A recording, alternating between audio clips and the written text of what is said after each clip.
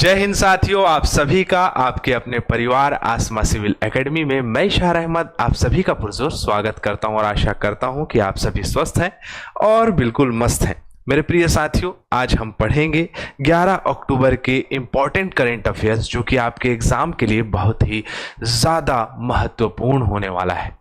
तो चलिए अपना सत्र प्रारंभ करते हैं, लेकिन उससे पहले अगर आप सभी में से कोई भी इस चैनल में अगर नया हो तो चैनल को सब्सक्राइब कर ले, और पहले से अगर इस चैनल में हो तो मेरे प्रिय साथियों इस वीडियो को शेयर ज़रूर करिएगा। तो चलिए अपना सत्र प्रारंभ करते हैं। आइए, आज की सकारात्मकता है, सपना एक देखोगे मुश्किलें हजार आएंगी, लेकिन वो मंजर बड़ा खूबसूरत होगा जब कामयाबी शोर मचाएगी। मेरे प्रिय साथियों, सब्र, पेशेंस और जो अभी आपका समय चल रहा है एक पढ़ाई का, एक कंसिस्टेंसी मेंटेन करने का, वो ज़रूर अभी आपको थोड़ा सा भारी लग रहा होगा, या जो है आप उसमें कहीं ना कहीं किसी न किसी चीज़ पे जो है अपने आप को कंट्रोल कर रहे होंगे। लेकिन याद रखिएगा कि यही सब्र, यही पेशेंस जो है, जब आप सक्सीड हो जाएंगे, जब आप जो है अपना सरकारी नौकरी प्राप्त कर लेंगे, तो यही समय जो है आपको ये लगेगा कि मैंने अच्छा किया, और आपकी जब कामयाबी मिलेगी तो आपके चारों तरफ का वातावरण जो है वो और आपको अप्रिशिएट करेगा कि आपने सही निर्णय लिया था।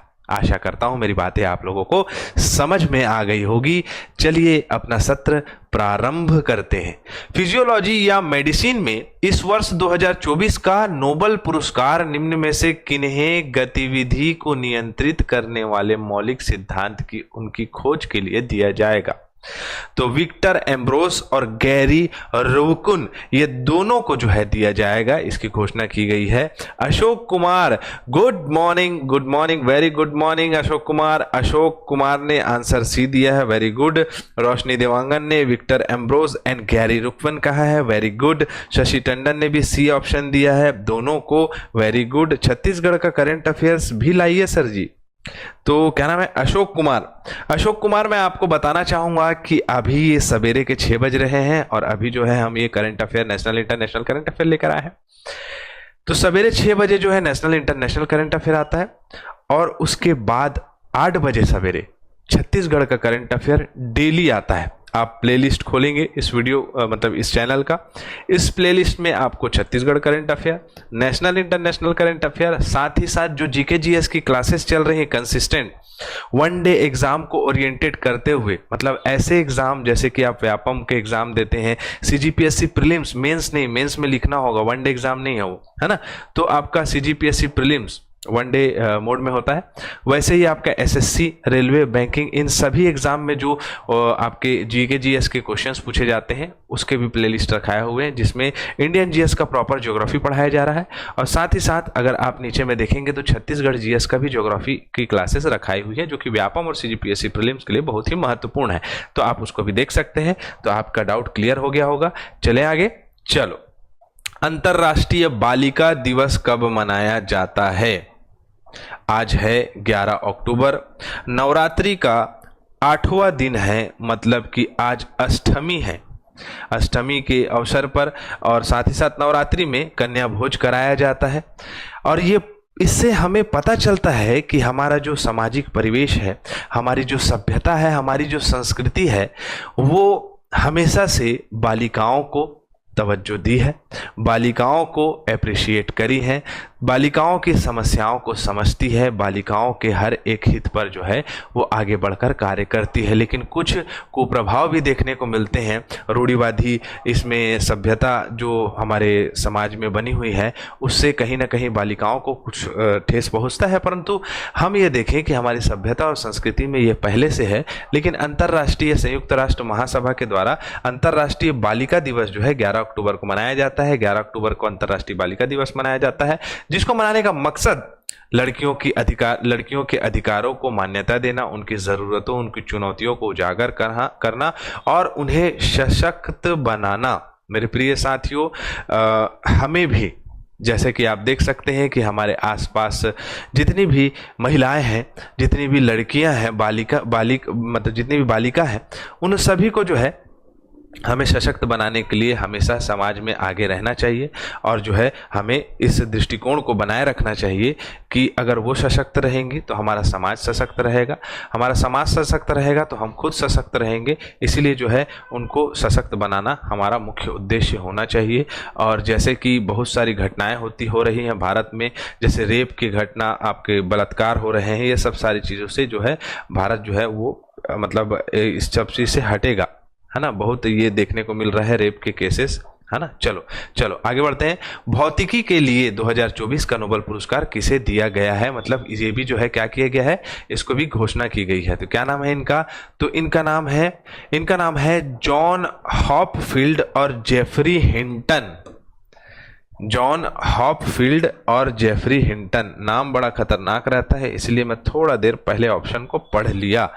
ठीक है, ये दोनों को जो है किसमें, भौतिकी के क्षेत्र में पुरस्कार दिया जा रहा है। कौन सा पुरस्कार, तो नोबेल पुरस्कार। ठीक है, अगर हम बात करें नोबेल पुरस्कार की तो 1900 में इसकी स्थापना हुई है। 1901 में नोबेल पुरस्कार की स्थानीय अल्फ्रेड नोबेल की याद में दिया जाता है। ठीक है, रसायन विज्ञान, भौतिक विज्ञान, फिजियोलॉजी, चिकित्सा, साहित्य, शांति के क्षेत्र में दिया जाता है। नोबेल पुरस्कार दिवस हर साल 10 दिसंबर को मनाया जाता है। और भारत के जो पहले भौतिकी के क्षेत्र में अगर जिसे कि नोबेल पुरस्कार मिला है वो चंद्रशेखर वेंकट रमन जी को, यानी सीवी रमन जी को प्रदान किया गया था। उसके बाद 1983 में भारतीय अमेरिकी सुब्रमण्यम चंद्रशेखर को भौतिकी में जो है आपका नोबेल पुरस्कार दिया गया था। अगर हम बात करें 1901 में सबसे पहला जो भौतिकी का नोबेल पुरस्कार मिला था वो जर्मनी के हुलेम कॉनराड रॉन्गटन थे। ठीक है, रॉन्गटगन थे। ठीक है, चलो बड़ा नाम खतरनाक होता है भाई, जबान पे चलती नहीं है। राष्ट्रीय समुद्री संग्रहालय परिसर कहाँ स्थापित किया जा रहा है, कहाँ किया जा रहा है, तो देखो मेरे प्रिय साथियों, एक समय काल था, क्या था, एक समय काल जब भारत की सभ्यता सबसे बेहतर सुव्यवस्थित सिविलाइज्ड जो है आपकी सभ्यता देखने को मिली, जिसे हम सिंधु घाटी सभ्यता के नाम से जानते हैं। अगर एक भारत का नक्शा मैं छोटा सा बनाऊं तो इस प्रकार से उत्तर भारत को समझा जा सकता है ना। ये हो गया गुजरात और ऐसे निकाल देते हैं। ये त्रिभुजाकार स्थिति में दैमाबाद, आलमगीरपुर, है ना, मांडा, ऐसे करके यहाँ सुर्ख कैंडोर, इस भाग में ये फैला हुआ था, जिसे सिंधु घाटी सभ्यता के नाम से इतना त्रिभुजाकार आकृति में इसे कहा जाता था सिंधु घाटी सभ्यता। तो सिंधु घाटी सभ्यता का एक स्थल है जिसका नाम है क्या, लोथल। लोथल ये क्या था, तो ये सिंधु घाटी सभ्यता का बंदरगाह था, जिसमें मिस्र की सभ्यता और मेसोपोटामिया की सभ्यता, इन दोनों के साथ समुद्री व्यापारिक संबंध देखने को मिलते हैं। इसी लोथल में क्या बनाया जा रहा है, समुद्री संग्रहालय परिसर, राष्ट्रीय समुद्री संग्रहालय परिसर, जो कि गुजरात में स्थित है। और ये लोथल कौन से नदी के किनारे है, तो भोगवा नदी के किनारे है। किसकी नदी के किनारे है, भोगवा नदी के किनारे। कौन सा नदी, भोगवा। ठीक है, भोगवा नहीं, भोगवा नदी। ठीक है, भोगवा नहीं, भोगवा सॉरी, भोगवा नदी, भोगवा नदी नहीं। ठीक है, तो आपका याद रखना है। इसको खोजा किसने था लोथल को, तो लोथल को खोजा था रंगनाथ राव जी ने। ठीक है, तो हम इंडियन हिस्ट्री में पढ़ेंगे इसे। तो अगर हम बात करें तो सागरमाला परियोजना के तहत केंद्रीय बंदरगाह जहाजरानी जल मार्ग मंत्रालय द्वारा विकसित किया जा रहा है। इसी का जो है ब्रांड एम्बेसडर मनु भाकर को बनाया गया है। ठीक है, मनु भाकर जी को, एथलीट है वो।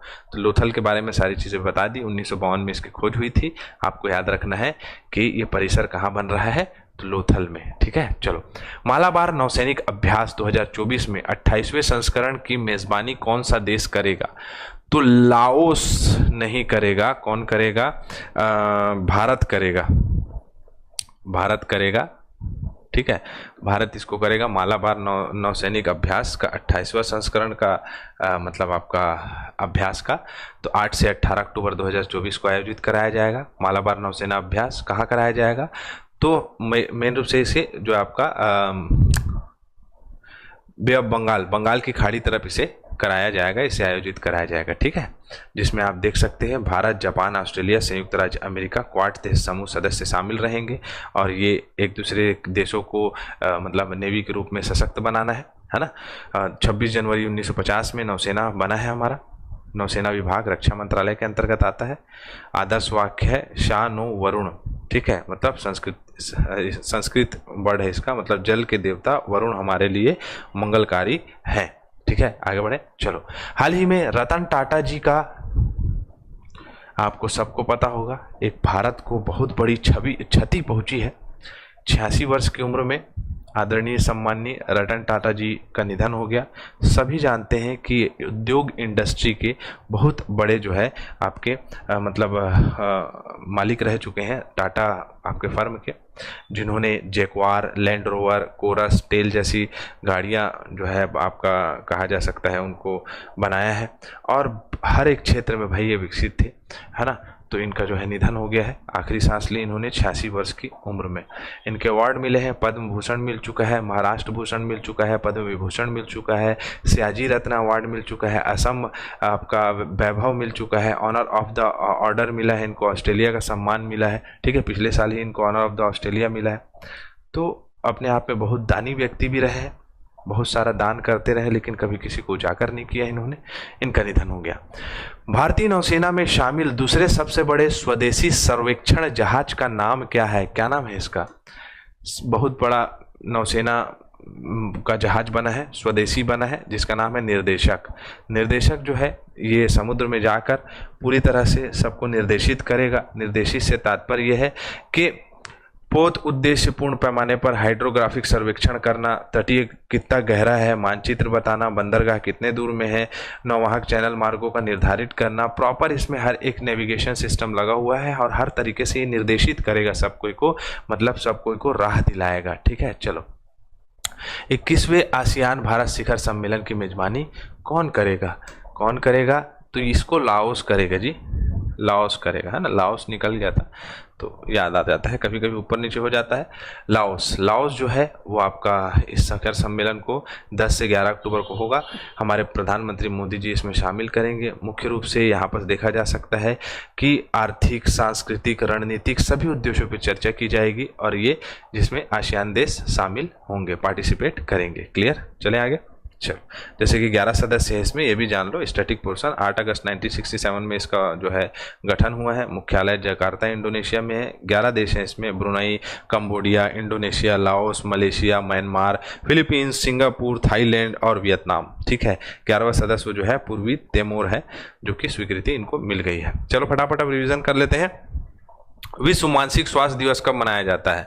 10 अक्टूबर को। मानसिक रूप से स्वस्थ रहो सब, है ना। चलो, निम्नलिखित में से महिला एशियाई हॉकी चैंपियनशिप ट्रॉफी 2024 का शुभंकर क्या है? गुड़िया। गुड़िया क्या है? गौरैया चिड़िया का एक ठो मतलब बनाया गया है शुभंकर के रूप में। मध्य प्रदेश सरकार ने किसको जो है आपका किशोर कुमार सम्मान दिया है? तो राजकुमार हिरानी जी को दिया है। ठीक है, चलो। रक्षा मंत्रालय द्वारा डिफकनेक्ट 4.0 आयोजन कहाँ किया गया था? तो डिफकनेक्ट दिल्ली में कराया गया था, नई दिल्ली में। अक्टूबर 2024 को नई दिल्ली में हमसफर नीति का शुभारंभ किसने किया है? तो केंद्रीय सड़क परिवहन एवं राजमार्ग मंत्री नितिन गडकरी जी ने। ठीक है। नशीली दवाओं के खतरे से निपटने के लिए संकल्प पहल की शुरुआत की किसने? तो हिमाचल प्रदेश की सरकार ने। और आप भी नशीली दवाओं से दूर रहो, नशा नाश का कारण है। ठीक है, चले आगे। निम्नलिखित में से 5 साल बाद कार्यकाल हुआ है, टिनेशिया के राष्ट्रपति बने हैं वापस, तो कैस सैयद नाम है इनका। 2 बार जो है ये राष्ट्रपति बन चुके हैं। ISSF जूनियर विश्व चैंपियनशिप पदक तालिका में भारत का स्थान कौन सा है? इसका आंसर आपको देना है। तो हमारा सत्र यहाँ कंप्लीट होता है। मैं इजाजत चाहूंगा, इसका PDF आपको मिल जाएगा हमारे टेलीग्राम चैनल पे, और चैनल को सब्सक्राइब करना बिल्कुल ना भूलें और शेयर जरूर करिएगा। ठीक है, इसी के साथ मैं इजाजत चाहूंगा। जय हिंद, जय भारत।